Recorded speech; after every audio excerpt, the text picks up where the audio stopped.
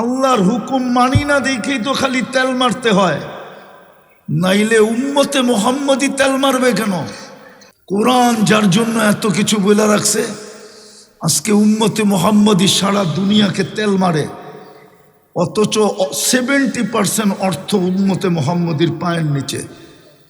60টা মুসলিম দেশ, 250 কোটি মুসলমান, দুনিয়ার সবচেয়ে বড় টাকা মুসলমানের কাছে, দুনিয়ার সবচেয়ে বেশি ব্র্যান্ড মুসলমান ব্যবহার করে, দুনিয়ার সবচেয়ে দামি গাড়ি মুসলমান ব্যবহার করে, দুনিয়ার কারো কাছে নাই 24 ক্যারেট সোনায় মোড়ানো গাড়ি, কিন্তু দুবাইয়ের যুবরাজের কাছে একাধিক গাড়ি আছে 24 ক্যারেট সোনায় মোড়ানো। ব্রুনাইয়ের প্রেসিডেন্টের গাড়ি, এন্টার গাড়ি সোনার পার্সের বানানো। আমি গুইরা বলতেছি, মিডিয়া সেডিয়া না। মুসলমানের এই দুরবস্থা হবে কেন? ওরা কেন বিজাতির পায়ে তেল মারবে? সারা দুনিয়ার ইকোনমির চাবি মুসলমানের কাছে। ইচ্ছা করলে সারা দুনিয়াকে আধা ঘন্টার ভিতরে জাম করে দিতে পারে মুসলমান। সমস্ত শক্তি থাকা সত্ত্বেও মুসলমান খালি বিজাতির পায়ে তেল মারে কেন? আল্লাহর হুকুম মানে না, এই জন্যই তেল মারে। আল্লাহর ওয়াদা আছে, লা উসাল্লিতান্না আলাইকুম। আমি হাদিসের শব্দ দিতেছি, টঙ্গিতে বৈশা দিতেছি। টঙ্গীর উলামা বাংলাদেশের ভিতরে সবচেয়ে ফেমাস। লা উসাল্লিতান্না আলাইকুম, আল্লাহ বলে তোদের উপরে আমি চাপায়া দিব, চাপায়া। তারকুসু কামা ইয়ারকুসুল ওয়াহশিয়্যু ফিল বাররিয়া, জঙ্গলে চতুষ্পদ প্রাণীগুলা যেরকম ছুটতে থাকে, সবকিছু থাকা সত্ত্বেও তোরা খালি তেল মারতে থাকবি, তেল।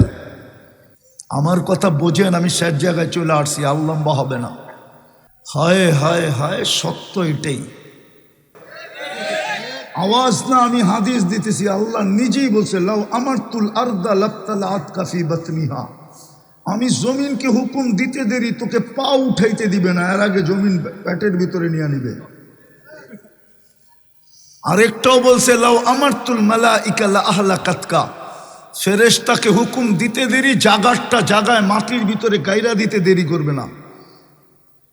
আরেকটাও বলছে, লাউ আমারতুল বাহরা লা আগরাকাতকা ফি কারিহা, সমুদ্রকে হুকুম দিতে দেরি, তোমাদেরকে তলদেশে নিতে দেরি করব না। কিন্তু এক জায়গায় বেজে গেছেন, এক জায়গার কারণে দিতেছেন না, শুধু বন্ধুর সাথে ওয়াদা করে ফেলছেন। মুহাম্মদুর রাসূলুল্লাহর চোখের পানির ইজ্জত রাইখা ফেলছেন। কাঁদতে ছিলেন, জিবরিল জিজ্ঞাসা করছে, আল্লাহ জানে, তারপরও দুনিয়াকে জানানোর জন্য জিজ্ঞাসা করছে, আপনি কাঁদেন কেন? বলছে, জিবরিল কোরআন তুমি শোনাও, আমি শুনি, আমি শুনাই, তুমি শোনো। কোরআনে দেখতেছি সব জাতিকে আল্লাহ সমূলে ধ্বংস করে দিছে, আমারটি কি ওরকম সমূলে ধ্বংস করে দিবে? তা আল্লাহ পয়গান পাঠাইছে, বন্ধু আপনারটাকে করব না। আর করব তো কি করে? আল্লাহর শানে এই শব্দ ব্যবহার করা যায় না। আপনারটা করব তো করব কি করে? সমীহা বলতেও তো একটা জিনিস আছে, আপনি ওদের মাঝে থাকবেন আর আপনার উম্মত আমি ধ্বংস করব কি করে?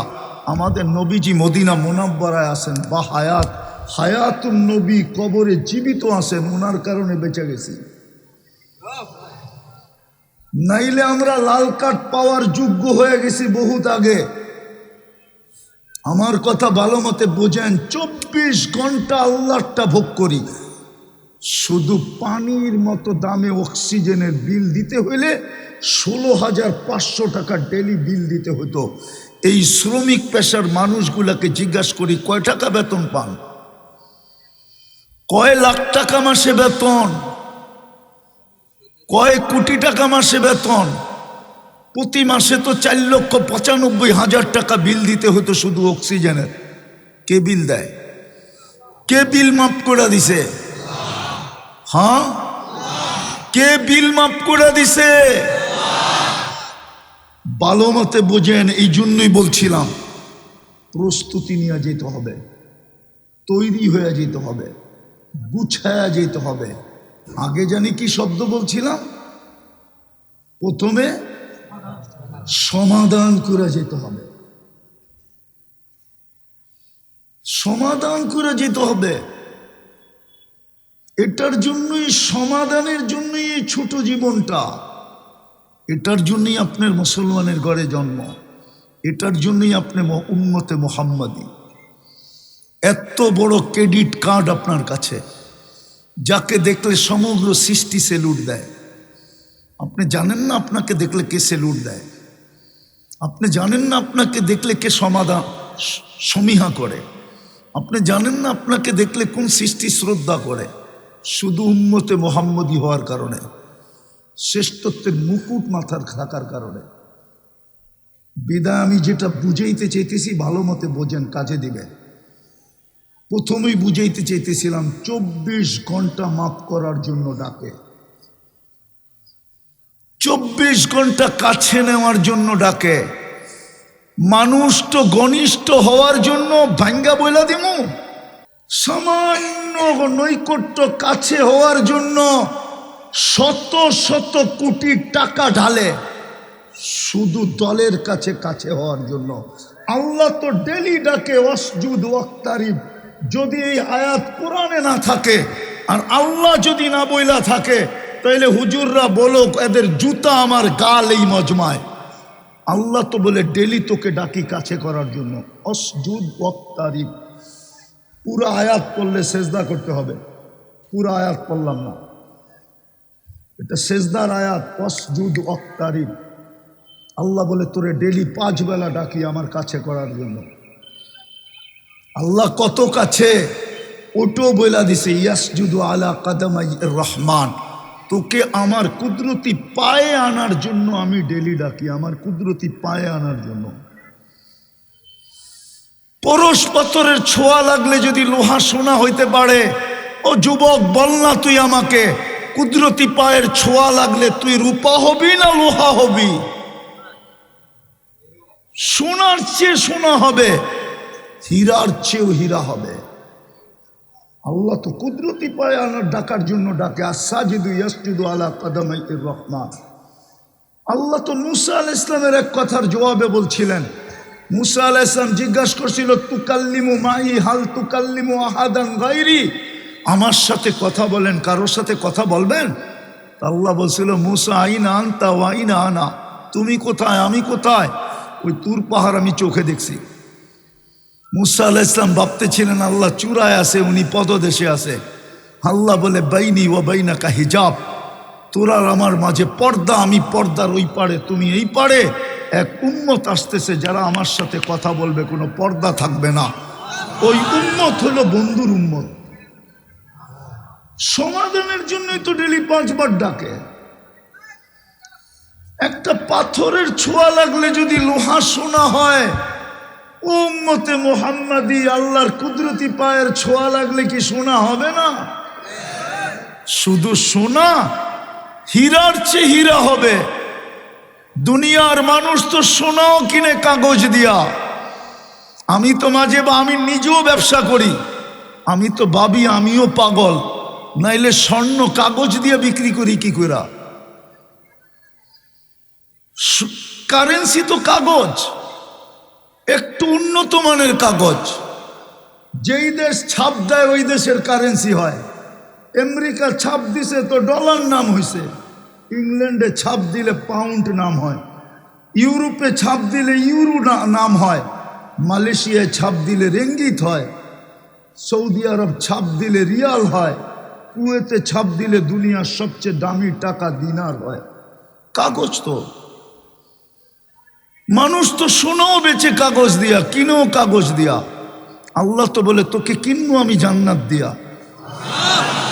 জান্নাত তো কাগজ না, আর কাগজ তো কারো জেবে থাকে না, চিরদিন থাকে না। নাইলে সকালবেলার ধনী সন্ধ্যাবেলা ফকির হয় কি করা? সন্ধ্যাবেলার ধনী সকালবেলা ফকির হয় কি করা? আমার দেশের প্রবাদ বাক্য হইল কি করা, সকালবেলার ধনীরে তুই ফকির সন্ধ্যাবেলা, সন্ধ্যাবেলার ধনীরে তুই ফকির সকালবেলা। দুনিয়ার কাগজ তো কারো জেবে থাকে না। জান্নাত তো চিরদিনের জন্য ছিল, আন তাহইয়া ফালা তামুতু আবাদা, চিরদিন থাকবে, মৌত কোনোদিন আসবে না। আন তাশিব্বু ফালা তাহরামু আবাদা, চিরদিন যুবক থাকবে, বৃদ্ধ কোনোদিন হবে না। আন্তাসিহু ফালা তামরাজু আবাদা, চিরদিন সুস্থ থাকবে, অসুস্থ কোনোদিন হবে না। আন্তানামু ফালা তাইয়াসু আবাদা, চিরদিন নেয়ামত বাড়বে, কোনোদিন কমবে না। আরে দুনিয়ার মতো 10 কাঠা আর 5 কাঠা, টঙ্গীতে 20 কাঠার বাড়ি কয়জনের আছে? টঙ্গীতে এরকমও বাড়িওয়ালা আছে মাত্র 1 কাঠা, আবার 1 কাঠারও কম আছে, এত ছোট বাড়ি। তারপরও তো বলে বাড়িওয়ালা। জান্নাতের সবচেয়ে ছোট বাড়ি এই দুনিয়ার 10 গুণ সমান। ওটা কোনো বাঙালি পাবে না, ওটা যে পাবে হাদিসে ওর নাম লেখা আছে। এত বড় জান্নাত দিয়ে তো কিনবে, এত বড় রাজত্ব তো দিবে। মন্ত্রী পরিষদই তো হবে 70,000 ফেরেশতা। দুনিয়ার উনি তো শিক্ষিত মানুষ, বলুক ন্যাশনাল আর প্রাদেশিক অ্যাসেম্বলি মিলে সারা দুনিয়ায় 70,000 সদস্য নাই। এখন গুগল থেকে সার্চ দেখ, গুগল বলে দিবে কত সদস্য আছে। ন্যাশনাল অ্যাসেম্বলি এবং প্রাদেশিক অ্যাসেম্বলি মিলা 70,000 সদস্য সারা দুনিয়া আছে কিনা ওনাকে জিজ্ঞেস করেন। ওনার কাছে মোবাইল আছে, নেট আছে, এখন সার্চ দেখ, উনি সদস্য পাবে কতজন আছে। আমার মনে হয় না 70,000 আছে। 70,000 নাই, আপনার রাজত্বে তো 70,000 মন্ত্রী পরিষদ হবে। 70,000 উযারা মিনাল মালাইকা। হায় হায়, এই দুনিয়ার কাপড় চোপড়, হায় হায় হায়। এই জন্যই বলতেছিলাম সমাধান নিয়ে যেতে হবে এখান থেকে। সমাধানের জন্যই ছোটটা জীবন, নাইলে কপালে মারতে হবে, মাটি নিয়ে খুশি। অথচ মুসলমানের ঘরে জন্ম, অথচ উম্মতে মুহাম্মাদি। দুটোটাই সিলেকশনের মাধ্যমে, একটাও ইলেকশন না। মুসলমানের ঘরেও আসছি আল্লাহর সিলেকশনের মাধ্যমে। উম্মতে মুহাম্মাদি হয়েছি প্রথম সিলেকশন, পরে আগে বাছাই, পরে সিলেকশন। কুদরতি হাতে বাছাই করছে। সমাধানের জন্য এই জীবনটা, নাইলে ওই আল্লাহওয়ালার কথা সত্য হবে, কসম খোদার সত্য। আধ্যাত্মিক শক্তি নাই, নাইলে দেখায় দিতাম। টঙ্গীর সবচেয়ে বড় কবরস্থানে নিয়ে দেখায় দিতাম যে 24 ঘন্টা মাপ চাইতেছে, কিন্তু আল্লাহ তাকায় দেখেন। কোরআন বলে 1000 বৎসর পরে 1000 বৎসর টানা চিৎকার দিতে থাকবে। তারপরে কোরআন বলে ফেরেশতা বলবে কালুক সাউফিহা ওয়ালা তুকাল্লিমুন, আজকের থেকে চিৎকারের শক্তি হরিত, ছিনায় নিয়ে নেওয়া হলো, চিৎকারও দিতে পারবে না। নাক্তিমু আলা আফওয়াহিহিম, মুখে মোহর মেরে দিবে। আল্লাহ বলবে এত ক্ষুদ্র জিনিসের দ্বারা তোকে দিতে চেয়েছিলাম। বয়সটা কত? 60-70 বছর। কয়দিন বাঁচবেন? এই উম্মতের তো 70 বছরের হিসাব আল্লাহ নিবে না। ওলামা বলুক নিবে কিনা। প্রথম 15 বছর তো মাপ, এই বাচ্চার 15 বছর তো মাপ। প্রাপ্ত বয়স্ক যতক্ষণ পর্যন্ত নারী পুরুষ না হয় নিষ্পাপের খাতায় লেখা থাকে। বলুক হুজুররা হিসাব নিবে কিনা। দ্বিতীয়ত যতক্ষণ ঘুমানো থাকি কলম উঠানো থাকে, আমাদের বিরুদ্ধে কিচ্ছু লেখা হয় না। চাই গুম 27 বছর হোক। সৌদি রুবরা 27 বছর ঘুমায় মারা গেছে, কোনো মুফতি ফতুয়া দিতে পারবে না ওর নামাজ কাজা করতে হবে, ওর নামাজের ফেদিয়া দিতে হবে, ওর বিরুদ্ধে আল্লাহ ক্লেম করবেন না। কলম উঠানো। 309 বছর ঘুমাইছে আসহাবে কাহাফ। এত বড় শক্তি কার আছে যে 309 বছর আগে ফতুয়া দিবে যে নামাজ কই, রোজা কই? কেন? মাফ, এটা কিচ্ছু লিখবে না, কোনো হিসাবের খাতায় আসবে না। বাকি কতটুকু রইল? এটারই তো সমাধান চাইতেছেন, এটাই তো গুছানো চাইতেছেন, এটার জন্যই তো প্রস্তুতি নিতে বলতেছেন। চিরদিন যে গেছে আজ পর্যন্ত ফিরে আসে। টেকনোলজি বড় উন্নত, আমি মানি। মঙ্গল গ্রহের প্রাণীর তালাশ চলতেছে, মঙ্গল গ্রহে প্রাণী আছে কিনা, জীবন ওইখানে পাওয়া যাবে কিনা। আমি মানি দুনিয়ার থেকে বসে ওইখানে তালাশ করা সম্ভব, 2.5 হাত মাটির নিচের খবর নেওয়া সম্ভব না। আজ পর্যন্ত টেকনোলজি আসে নাই, কোনোদিন টেকনোলজি আসবে না। লেখা রাখেন এই টেকনোলজি আল্লাহ দিবে না মানুষকে। বিদায় আসেন, সুযোগ এখনো আছে। আরেকটা কথা বলি, যদি বুঝে আসে, আল্লাহ আমাদের অপেক্ষায় থাকবে, এটা আল্লাহর অঙ্গীকার। কতদিন থাকবে এটাও বলে দিছেন। বন্ধু, আপনার দিকে তাকায় আপনার উম্মতের জন্য আমি কণ্ঠনালীতে রু আসার পূর্ব মুহূর্ত পর্যন্ত অপেক্ষায় থাকব। আল্লাহ কিসের অপেক্ষা? হাত উঠায় কিনা এই অপেক্ষা, মাপ চায় কিনা এই অপেক্ষা, তওবা করে কিনা এই অপেক্ষা।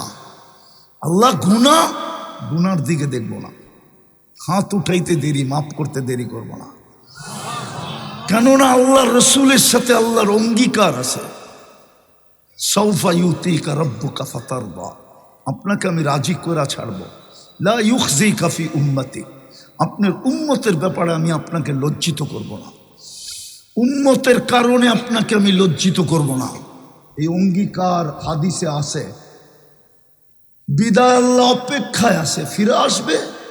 হায় হায় হায়, তারপরও তো আল্লাহ চিনি না, রসুল চিনি। এই উম্মত তো রসুল চিনে না। কে 23 বছর চোখের পানি জড়াইলো এটাও জানে না। কে দুনিয়ার থেকে কাঁদতে কাঁদতে গেল আমাদের জন্য সেটাও জানে না। কে কবরে এখনো কাঁদতেছেন আমাদের জন্য এটাও জানে না।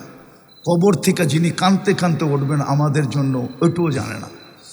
কিয়ামতের মাঠে যখন সবাই ছুটবে আর শুধু নিজের চিন্তা করবে, নাফসি নাফসি বলবে, নবী, রসুল, ফেরেশতা, এমনকি জিবরিল পর্যন্ত বলবে সাল্লিম সাল্লিম, ওই দিন কে আমাদের জন্য চিৎকার দিবে, উম্মতি উম্মতি বইলা উম্মতিটাও ছিল। যদি চিনতো তাহলে আমার দেশে কাদিয়ানি আসতো কি করে? কাদিয়ানি তো বাংলাদেশের কোনো জায়গার নাম না।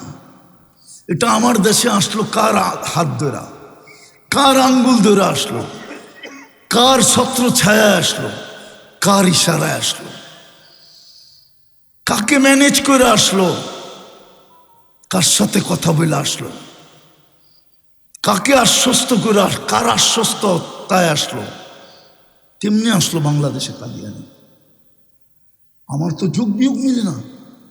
এই দেশে কাদিয়ানি, যেই দেশের ইসলাম আর মদিনার ইসলাম এক সময়, বাংলাদেশের ইসলাম আর মদিনার ইসলাম এক সময়। বাংলাদেশের এই মাদ্রাসা, হাদিসের দর্স আজ থেকে 800 বছর আগে, 1268 সনে সর্বপ্রথম বাংলাদেশে বুখারীর দর্স হয়। ওলামা লেখা রাখুক সন সহ, কে দিছে এটাও বইলা দিতেছি, আবু তায়ামা রহমতুল্লাহ আলাইহি দিছেন। কোথায় দিছেন এটাও বইলা দিতেছি, সোনার গায়ে দিছেন। এই দেশে কাদিয়ানি, এই দেশের মুসলমান তো সাহাবাদের হাত ধরে মুসলমান হয়েছে। এই জন্যই তো আল্লাহ 2 সাহাবীকে এখানে রেখে দিছেন, যে কিয়ামতের দিন তোদের নেতৃত্বে এই দেশের মানুষ কিয়ামতের মাঠে আসবে, তোরা আগে থাকবি, এই দেশের মানুষ পিছিয়ে থাকবে, তোদেরকে দেখেই কিয়ামতের মাঠ ফাঁকা হয়ে যাবে। সবাই বলবে আসতে দাও। ইসলামের সর্বপ্রথম কুরবানি এরা করছে, আবু ওয়াক্কাস, ওহাব ইবনে মালিক, কাসেম ইবনে হুযাইফা, উরওয়া ইবনে সাসা। 2 জনের কবর এখানে আছে, কাসেম ইবনে হুযাইফা, উরওয়া ইবনে সাসা। 2 জনের রাদিয়াল্লাহু তাআলা আনহুমা, 2 জনের কবর এই মাটির নিচে। এই জন্যই তো এই মাটি নিয়ে খেলতে দেয় না বেশি দিন আল্লাহ। এই মাটির আধ্যাত্মিক শক্তি আছে, আমার জাতি তো বোঝে না। হায় হায়, বোঝে না, অন্ধ হয়ে যায়। এই মাটি নিয়ে যে বেশি খেলে, ওকে মাটি প্রথমে রান আউট করতে চায়, রান আউট না হইলে বোল্ড আউট করতে চায়, বোল্ড আউট না হইলে ক্যাচ আউট করতে চায়, ক্যাচ আউটও যদি না হইতে চায় তাহলে ছক্কা মাইরা বাউন্ডারির বাহিরে করে দেয়। এই মাটির একটা আধ্যাত্মিক শক্তি আছে, বোঝে না কেউ, কেউ বুঝতেছে না। তাই তো পরিবেশ দেখতেছি, কেউ বোঝে না যে এই মাটির একটা আধ্যাত্মিক শক্তি আছে। আমার কাছে শুনেন, আধ্যাত্মিক শক্তি আছে এই মাটির নিচে। আপনি জানেন না, আপনি ইতিহাস জানেন না, কোত্থেকে জানবেন? আপনি তো ইতিহাস জানেন 100 বৎসরেরও, 100 বৎসরের ইতিহাস জানেন না। 1432 বৎসরের ইতিহাস কোত্থেকে জানবেন? তো যেটা বুঝাইতেছিলাম, কিন্তু প্রস্তুতি নিয়ে যেতে হবে, গুছায়া যেতে হবে, সমাধান করা যেতে হবে। এটা সমাধানের ক্ষেত্র। কণ্ঠনালীতে রু আসার পূর্ব মুহূর্ত পর্যন্ত অপেক্ষা করবে।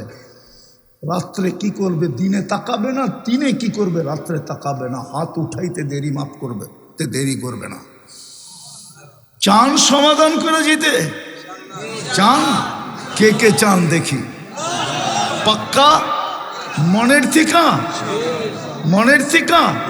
আজকে কিন্তু শুক্রবারের রাত্র, ঈদের রাত্রি, আজকে চাঁদ রাত। বইলা দেন আল্লাহ অতীত থেকে তওবা করলাম।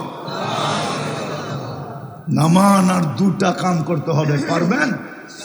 আমি সাধারণ মানুষদেরকে বলতেছি, মধ্যবিত্ত শ্রম পেশার মানুষগুলাকে বলতেছি, আরে গুলশানালারা মনকে বুঝ দিতে পারবে, একটুক বইলা হইলেও দিতে পারবে। আমি গুলশানের বাসিন্দা, আপনি কি বইলা মনকে সান্ত্বনা দিবেন? বাড়িদারালারা এই বইলা সান্ত্বনা দিতে পারবে, আমি বাড়িদারার বাসিন্দা, বাংলাদেশের 1 নম্বর নাগরিক। আমার বাড়ির দিকে তাকাইলেও হিসাব করে তাকাইতে হয়, কেননা সিসি ক্যামেরা লাগানো। জানে কেউ যদি উল্টা তাকাইলো হইতে পারে পোস্টিং বিলকুল রাঙ্গামাটি না খাগড়াছড়িতে কইরা দিবে বাড়ির ভিতরে যে আছে। আপনি কি দিয়া মনকে সান্ত্বনা দিবেন? আমেরিকালারা সান্ত্বনা দিতে পারবে হয়তো মনকে, যে আমি আমেরিকান নাগরিক ছিলাম। আপনি কি দিয়া সান্ত্বনা দিবেন? দুটা কাজ করেন, দুটা কাজ সমাধান হয়ে যাবে। পারবেন? বলবো, যখনই ঘুমাবো তখনই আল্লাহর কাছে মাপ চায়া ঘুমাবো। পারবেন? কি করবেন? যখনই ঘুমাবো, ভালো মতে গাঁথেন, শয়তানে গাঁথতে দিবে না। যখনই ঘুমাবো তখনই মাপ চায়া ঘুমাবো। হাত উঠানের দরকার নাই, বৈশও দরকার নাই, উজুর সাথেও দরকার নাই। শুধু মুখ দিয়া বলে দেন আল্লাহ মাপ চায়া ঘুমাইলাম। পারবেন? 6 মাস করেন কন্টিনিউ, 6 মাস। খোলা আকাশের নিচে আল্লাহর উপর আমার পুরা বিশ্বাস, আপনি আমাকে খুঁজবেন যে হুজুর শিখাইলেন কি, আমি করতেছি কি, আল্লাহ আমাকে দেখাইতেছে কি। আমি গ্যারান্টি দিয়া বলতে পারবো, খবর পাই দেখা দিন দিন বিশ্বাস বাড়তেছে। ডেলি ঘুমানোর সময় মাপ চায় ঘুমান, নাইলে হইতে পারে একদিন ঘুমাবো আর উঠবো না। ওই দিন কবরে মাপ চাইতে হবে, আল্লাহ তাকায় দেখবে না। দ্বিতীয় আজকের ঠিকানা আমার ছাড়বো না। পাক্কা? হ্যাঁ, আল্লাহ আমল করার তৌফিক দান করেন। উঠাউঠি করবো।